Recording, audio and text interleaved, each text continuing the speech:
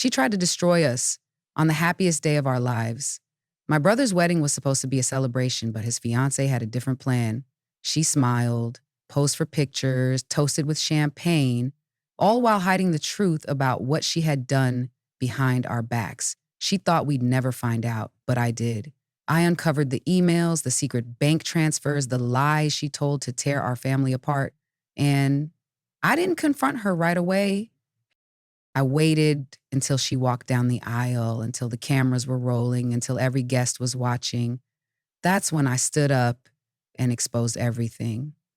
Before we dive in, hit subscribe if you believe secrets always find their way to the surface. And drop a comment if you've ever caught someone pretending to be perfect while stabbing you in the back. This story isn't just about revenge, it's about justice, family, and finally reclaiming the truth. My name is Claire, I'm 29 years old, and this is the story of how I exposed my mother-in-law's sick manipulation and finally reclaimed my life. For 5 years, I played the perfect wife, the kind daughter-in-law. I bit my tongue, smiled through the passive-aggressive comments, and pretended not to notice how she slowly tried to wedge herself between me and my husband. It started with little things, like telling him I wasn't taking care of him right or making comments about my cooking not being how his mother used to do it. Harmless, right? That's what I thought too. But it got darker, subtle, strategic. She began calling him late at night to complain about her health, about being so alone since his father passed. I understood at first. I even encouraged him to be there for her. But then she started showing up unannounced every single week. And somehow, every visit ended in a fight between me and my husband. Always about nothing, always started by her. I thought I was imagining it, that maybe I was being too sensitive, until the night I found her sitting at my vanity, wearing my perfume, crying into my scarf. She looked at me and said, "You're not right for him. He needs someone who understands him." My blood went cold. That's when I realized this wasn't about grief. This was a calculated attempt to replace me in his life. I tried to talk to my husband. He brushed it off, said she was just lonely, that she didn't mean it, but she did, and she was getting bolder. I started finding things missing. My earrings, a necklace my mother gave me, small, sentimental things that no one else had touched. And then came the worst part. She started lying. She told my husband I was talking to an ex, that I was planning to leave him. He showed him doctored messages, and for a moment, he believed her. That's when I knew I had to fight fire with fire. But I wasn't going to scream. I wasn't going to beg. I was going to collect evidence. I was going to be quiet, careful, and undeniable. I started recording our interactions. I installed a hidden camera in our guest room where she often stayed, and I started tracking everything she did, said, and took. I even pretended to leave the house one day and watched from the neighbor's window as she snuck into our bedroom and searched through my drawers. I was done playing nice. The hardest part was pretending everything was normal. Every time she smiled at me, every time she hugged my husband in front of me, pretending to be the sweet, grieving mother. I had to stop my hands from shaking. Inside, I was boiling. But outside, I played the same old role. Patient Claire, understanding Claire, the daughter-in-law who never made waves. That's exactly what she expected. She had no idea I was recording everything now. Audio, video, even screenshots of our text messages, and the GPS logs from the security app on our doorbell camera. I became meticulous, obsessed. But I knew it was the only way anyone would ever believe me, especially my husband. And the more I watched her, the more twisted things became. One day, I found a voice memo she had recorded on her phone, a message she planned to send to my husband if we ever argued again. In it, she cried about how I'd pushed her down the stairs during an argument that never happened. She even moaned in pain like she was rehearsing. I was horrified. She wasn't just trying to sabotage my marriage. She was ready to lie, to destroy, to make me look abusive. That's when it really hit me. This woman wasn't just toxic, she was dangerous. I needed a plan, and I needed support. So I reached out to someone I hadn't spoken to in years, her ex-husband, my husband's father. I tracked him down through a mutual friend and explained everything. At first, he didn't believe me. She's manipulative, sure, he said, but not that extreme. So I showed him the footage, the recordings, the fake texts she sent. He went silent. Then he said, "She did the same thing to me, Claire. I lost everything because of her." It was the confirmation I needed, and he agreed to help. We began working together carefully, secretly.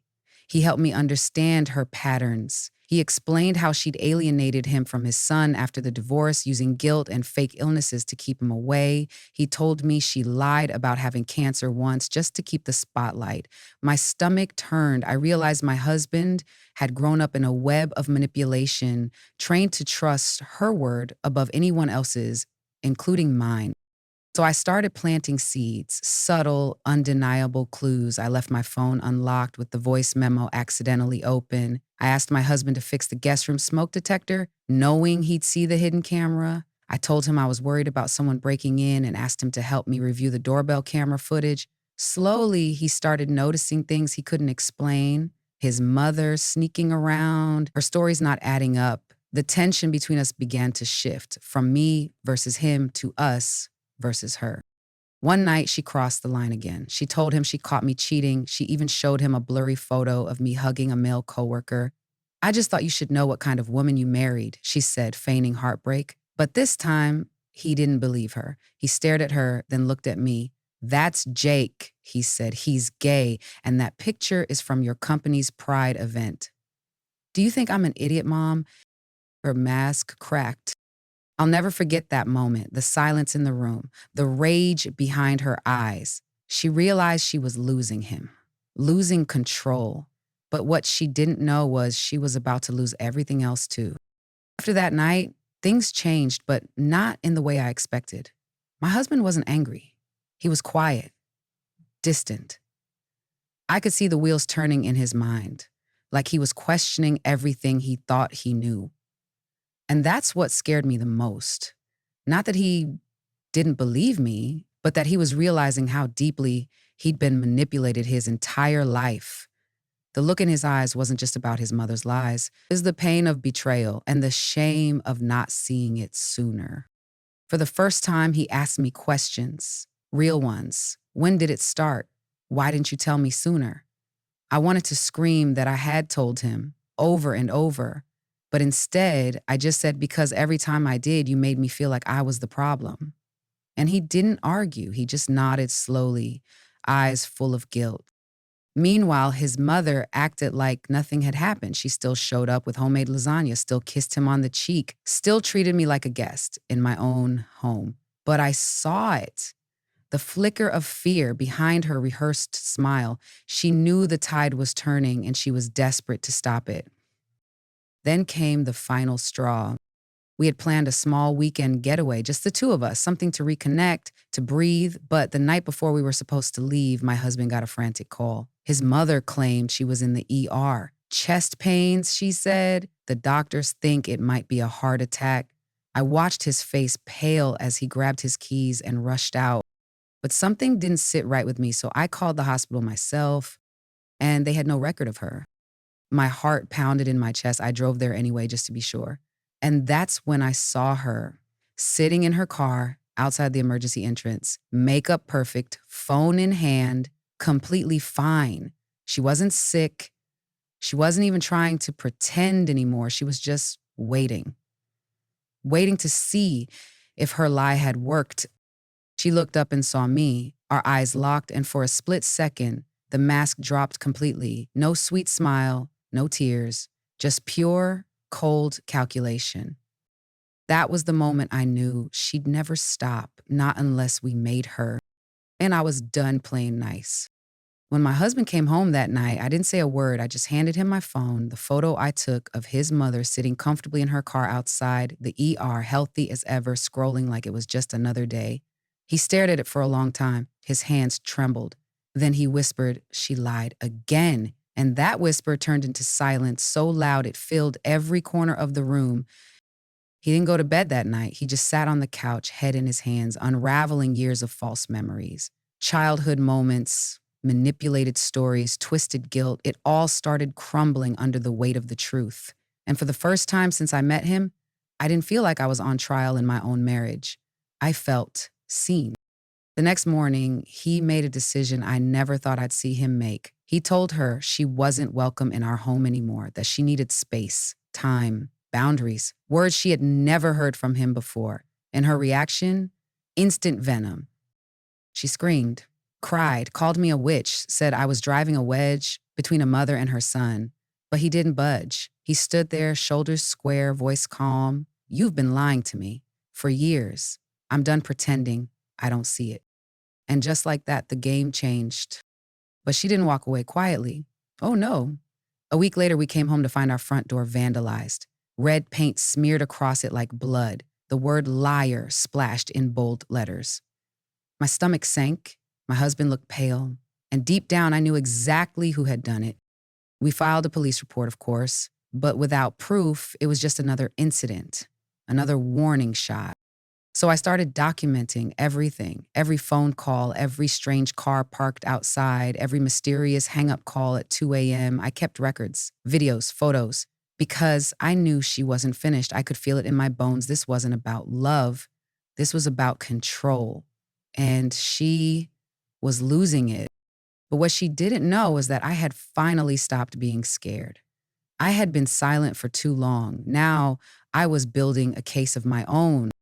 And when I hit back, it was going to be with truth she couldn't deny. I didn't grow up dreaming of war. I dreamed of peace, a family, love that didn't come with a scoreboard. But when someone tries to dismantle your life one lie at a time, you learn quickly peace doesn't come by staying quiet. It comes when you fight smart. And now I was done playing the good wife who stayed calm while being torn apart. The night after the vandalism, I went into our spare bedroom and opened the file I'd been building in secret. Every voicemail, every text, every social media post she had deleted but I'd already screenshotted, even screenshots of her fake fundraising campaign she ran months ago, complete with emotional pleas about fighting stage 3 cancer. My stomach turned just seeing it again. Over $14,000, 0 cents she collected, all based on a lie. I reached out to a friend of mine, a journalist who worked for a local paper. I didn't give her names, just facts. I asked her, if someone ran a fake cancer fundraiser and you could prove it, would it be newsworthy? Her answer was immediate, absolutely. That night, I sat my husband down and I told him everything. I showed him the screenshots, the fundraiser, the ER photo, the stories she told me versus what actually happened. His face was a war zone of emotions: shame, disbelief, guilt, grief. How could I not have seen this, he whispered. How did I believe her for so long? I didn't say because you loved her. I didn't need to, he knew. That was the most painful part of all this, not just the betrayal, but the understanding that love had been used as a weapon against him, and it left scars he never even knew were bleeding. The next morning, he made the call. He confronted her, voice shaking but clear. I know about the fundraiser, the photos, the lies. I've seen everything. I sat beside him, holding his hand, listening as her voice exploded through the speaker, denials, excuses, rage. But this time, he didn't flinch. You need help, he said quietly, and until you get it, you're not welcome in our lives. She hung up, just like that. No apology, no shame, just silence. But the silence didn't last. The next day, we got a letter in the mail. She was threatening to sue for emotional distress. My hands shook as I read it. She accused me of turning her son against her, of spreading lies, of harassment. It was pure projection, but it was also the move of a woman backed into a corner, and that made her more dangerous than ever. I called my lawyer, I sent him everything, and he said something I'll never forget. She picked the wrong person to bully. This ends now.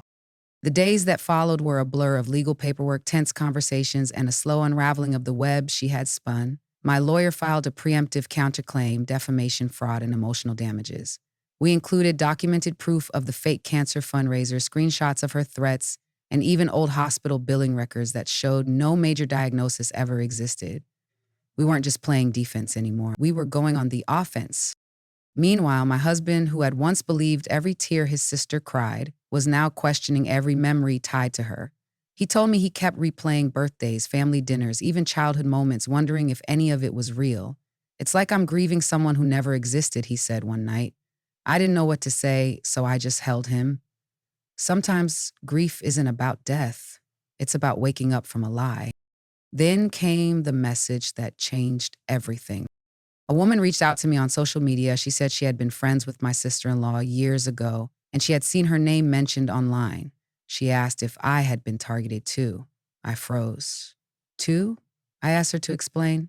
She said she had lent my sister in law nearly $6,000 years ago, money that was supposedly for experimental cancer treatment not covered by insurance. But after the money disappeared and her calls went unanswered, she started to suspect the truth. And now, seeing her name pop up again, she wanted to help. I got on a call with her that same night. She was nervous, but kind. And everything she said matched the patterns I had seen: the vague symptoms, the dramatic photos, the urgent requests for help, and then silence, ghosting, moving on to the next person. I asked her if she'd be willing to submit a statement to our lawyer. She didn't hesitate. If it stops her from hurting someone else, yes. With that, we had corroborating evidence of a pattern. This wasn't just one fake fundraiser. This was a history of manipulation, of stealing sympathy and money from people who cared. And now it was catching up to her. My lawyer was thrilled. This puts us in a much stronger position, he said. We'll settle this or we'll bury her in court. I didn't want revenge. I wanted peace. But I knew peace wouldn't come unless the truth came to light. And then, like fate had a twisted sense of humor, my sister-in-law did the one thing that made everything worse for herself. She went live on Facebook. In a dramatic, teary broadcast to all her friends and followers, she claimed to be the victim of a coordinated attack. She said people were hacking her accounts, spreading lies, and trying to destroy her reputation. She named me. She named my husband. She even mentioned the other woman by first name. What she didn't realize was that by going public, she had opened the floodgates. People began commenting. Not all of them were sympathetic. Some asked questions, hard ones. Some said things like, "Didn't you say you had cancer 3 years ago too?" Others brought up inconsistencies in her story. And then someone shared our evidence. A viewer posted screenshots of the fundraiser, her old Instagram post, and even a now deleted blog post where she claimed to be in remission a year before she supposedly relapsed. It spread like wildfire. The post was shared, reposted, discussed in local forums. The lies were unraveling in real time, and for the first time, she had nowhere to hide. My phone lit up with messages, some from people thanking me, others offering to testify, and a few from people who had also been conned. It was no longer just a family feud, it was a reckoning. And I wasn't alone anymore. The backlash hit her like a tsunami. And within hours of her live stream, everything began to crumble. People started unfollowing her in droves. A few brave voices began sharing their own stories: friends, former coworkers, even a distant cousin, each one revealing their own version of betrayal. Some gave her money, some gave her a place to stay, and others simply gave her trust. And she had abused every single one of them. The carefully crafted persona of the tragic, misunderstood woman fell apart thread by thread. What was left was the truth. A manipulator with a long trail of broken hearts and stolen dollars behind her. The woman who had contacted me earlier created a public post exposing everything. She laid out the timeline, the screenshots, and the lies. It was detailed, unforgiving, and impossible to deny. Her post went viral in our town. It even made its way into a few local Facebook groups, and suddenly, my sister-in-law wasn't just dealing with family conflict. She was dealing with a community that finally saw through her. My husband didn't say much during those days. He was quiet, distant processing. I gave him space, but one evening he finally spoke. "I defended her my whole life," he said, barely above a whisper. "I fought my own wife for her, and she never deserved any of it." "I know," I told him, "but now you see it, and that's what matters." Then came the legal fallout. Our lawyer filed for a restraining order against her, both for harassment and for the threats she had posted online. We also pressed forward with charges related to fraud, since we now had multiple witnesses and evidence of misused funds. She was served papers while walking out of a pharmacy, and the images were leaked online. People commented things like, "Karma came quick, and she fooled us all," but I didn't feel joy, just relief. It was over. Or so I thought. A week later, she tried to reach out. She emailed me apologizing in vague terms. "I never meant to hurt you," she wrote. "Things got out of control." She blamed stress, depression, even childhood trauma, anything but herself. There was no direct admission, no real remorse, just the same manipulation in a different costume. I didn't respond. She emailed my husband too, this time more desperate. "I'm sorry, please talk to me," she wrote. "We're family." He didn't reply either. He blocked her that night and sat beside me in silence. Then he said something I'll never forget. "Thank you for not giving up, even when I made you feel like the enemy." I nodded, holding back tears. Because this wasn't just about her anymore. It was about us. Healing, rebuilding, learning how to trust again. And in a strange way, it brought us closer. We had survived something toxic together, and we were stronger for it. Meanwhile, the internet did what the internet does, moved on, the story faded from public attention, but the impact remained. She became a cautionary tale in our community. Her reputation, once built on pity and charm, was now stained with truth.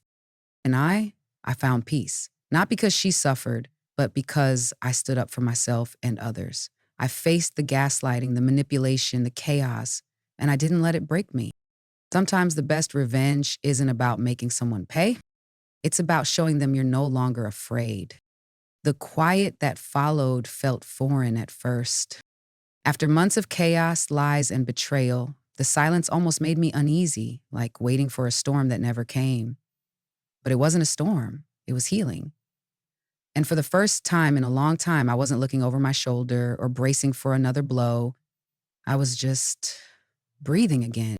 My husband and I began talking more about everything, about his childhood, the guilt he carried, the fear of cutting ties with his sister, and the shame he felt for ever doubting me. We had difficult conversations, emotional ones, but they were honest.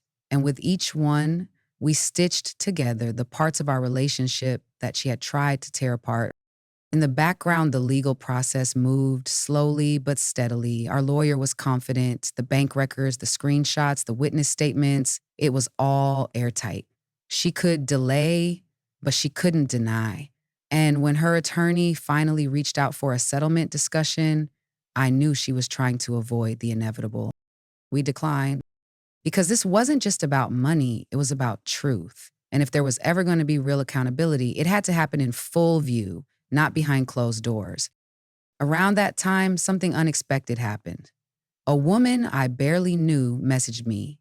She was polite, almost nervous, and said, "I think your sister-in-law scammed my mom out of a donation a few months ago." She told me this story, how her mom had given hundreds of dollars after seeing her fake GoFundMe, believing she was helping someone fight cancer. And it wasn't the first person to reach out. A retired neighbor, a friend of a friend, even a church member. Every story had the same theme, kindness weaponized. And every one of them helped reinforce that I had done the right thing by speaking out, even when it meant tearing apart my own family. Eventually, we got a court date. I wasn't sure if she'd show up. But she did, dressed in muted colors, no makeup, hair tied back. A far cry from the glamorous photos she used to post online. She looked smaller somehow. Not just physically, but like the lies had finally collapsed inward, crushing her from the inside. She didn't look at me once during the hearing. But I watched her. I wanted to remember her exactly as she was. Not the character she played, not the victim she pretended to be, but the woman who tried to destroy everything and failed. When the judge spoke, it felt like the world stopped turning. The verdict was clear: guilty of fraud, ordered restitution, and barred from contact with us. It wasn't revenge, it was justice. Afterward, my husband and I walked out of the courthouse in silence. He took my hand. There were no dramatic speeches, no tears, just a quiet, mutual understanding that something painful had ended and something better could finally begin. Some stories don't end with a bang, they end with a quiet breath of relief, a slow return to normal after surviving a storm you thought would swallow you whole. That's what it felt like for me. Not triumph in the loud, showy way you see in movies, but triumph in the sense of waking up and no longer feeling like I was living in a lie. My home felt like mine again. My husband, once distant and confused, now stood firmly beside me, no longer shackled by guilt or manipulation. We weren't perfect, but we were real, and real, I had learned, was so much better than perfect. The inheritance was never about the money. It was about honoring the truth of who our father was, what he stood for, and the legacy he tried to leave behind. My sister in law tried to twist that truth, to turn compassion into currency and family into a performance. But in the end, she was exposed, not just in court, but in the eyes of everyone she'd deceived. I didn't rejoice in her downfall. I didn't throw a party or celebrate her sentencing. Instead, I mourned what could have been, the sisterhood I once hoped for, the unity we might have shared. But I knew one thing for certain: I would never again ignore my instincts or let someone weaponize my empathy. As time passed, I found peace in unexpected places, in quiet walks with my husband, in small texts from extended family saying we should have believed you, in the smiles of the people she had once fooled, now finally seeing clearly, and most of all, in the strength I found within myself. Because I didn't just survive this, I faced it head on without becoming bitter or cruel. I stayed grounded in truth, and I came out stronger for it. If you've ever been betrayed by someone close, if you've ever had to watch someone lie and manipulate just to take what was never theirs, then I hope my story reminds you that the truth has a way of shining through, no matter how dark it gets. Thank you for listening, and if this story resonated with you, please hit the like button and subscribe to the channel. Drop a comment below if you've ever had to stand up to someone you once loved and how it changed you. Your story might help someone else find their voice. Remember, justice doesn't always come fast, but when it comes, it's worth every second of the wait.